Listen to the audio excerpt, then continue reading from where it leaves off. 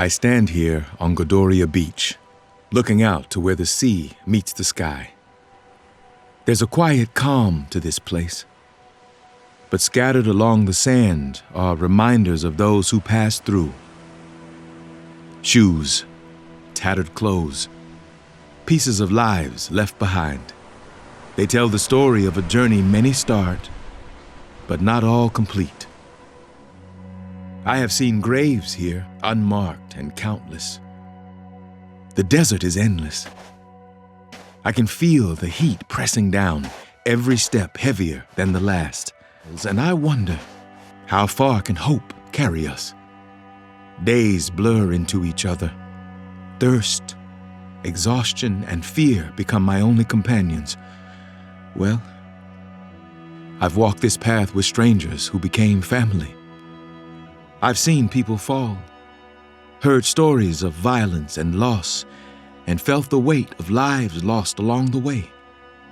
What if I didn't make it?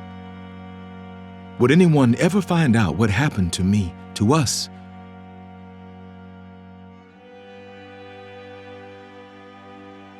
كده أنا دوني ساسة ديتي كوريال كانيرا ولا ساسة ديتي دقيقة وتنون دي باراي دي غير في تي باراي دي نركتيمي أسمع بشان راسا بشان كأسا كوني راسا نقاجو كجيل ودو ديمو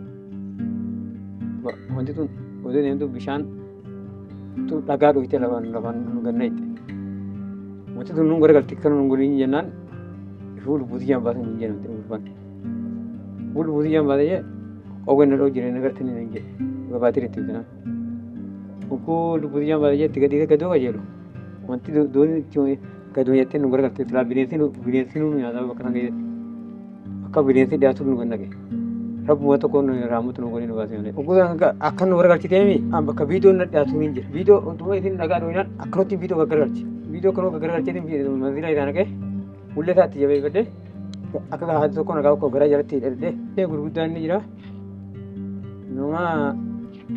Nama jawab biar no senra. Nama jawab bahe.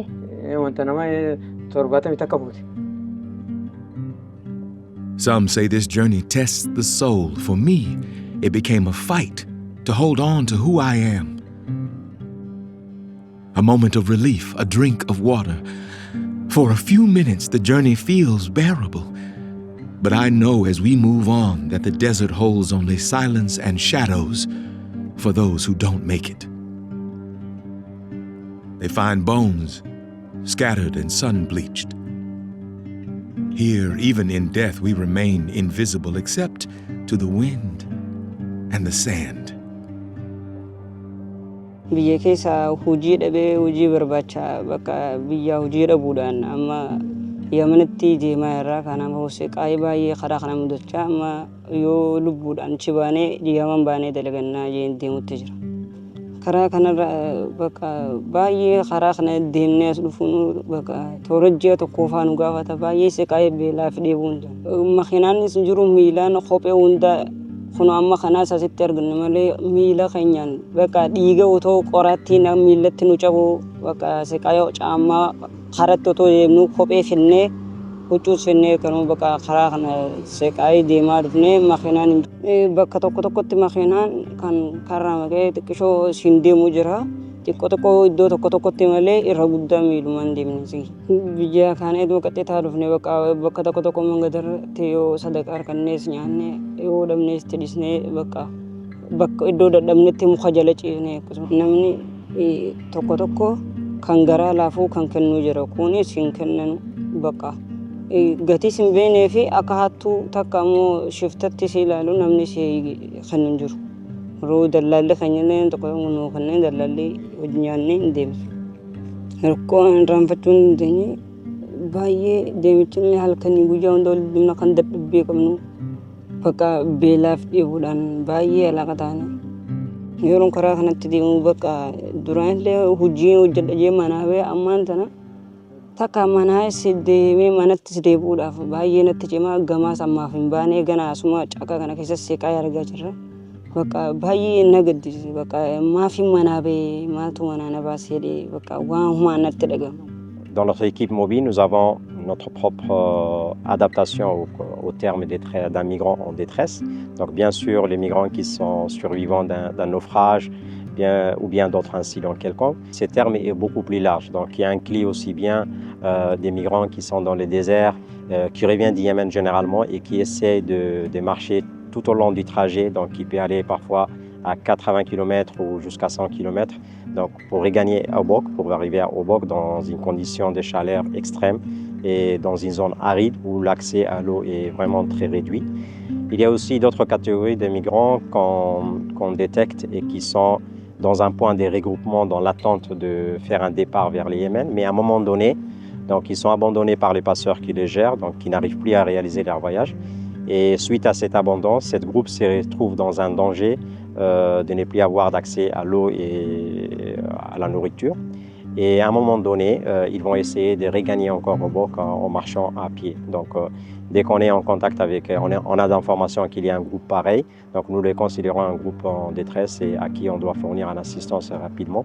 Parce que les laisser à marcher dans les déserts, on sait très bien les conséquences qu'ils pourront en déduire.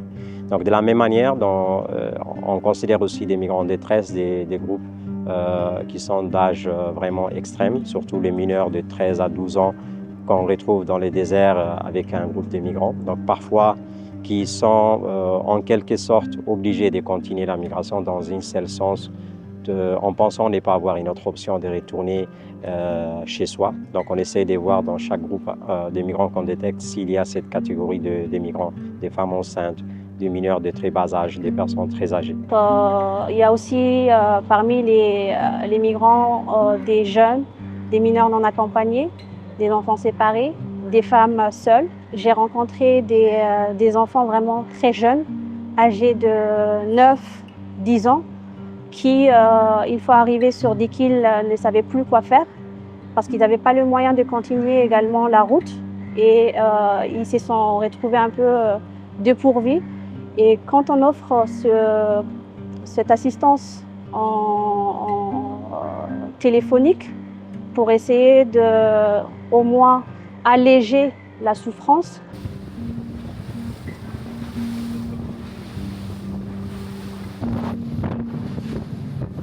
Les côtes, oui, donc jouent un rôle crucial au niveau du sauvetage.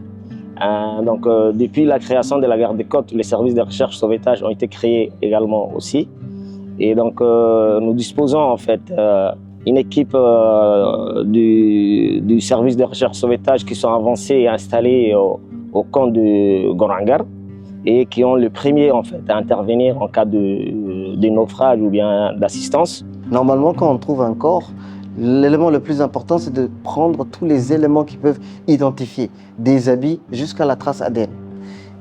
Et en même temps, pouvoir remplir certaines fiches qui vont être faites déjà sur le corps et en même temps sur les gens qui ont pu être en contact approximatif ou bien rechercher s'il y a, c'est-à-dire voir le temps selon la durée de la date de décès qu'on a pu mettre après l'examen du corps. La principale organisation qui aujourd'hui pour notre zone a une grande capacité et sur qui il faudra mettre peut-être plus le poids pour essayer de discuter avec elle, c'est l'IGAD.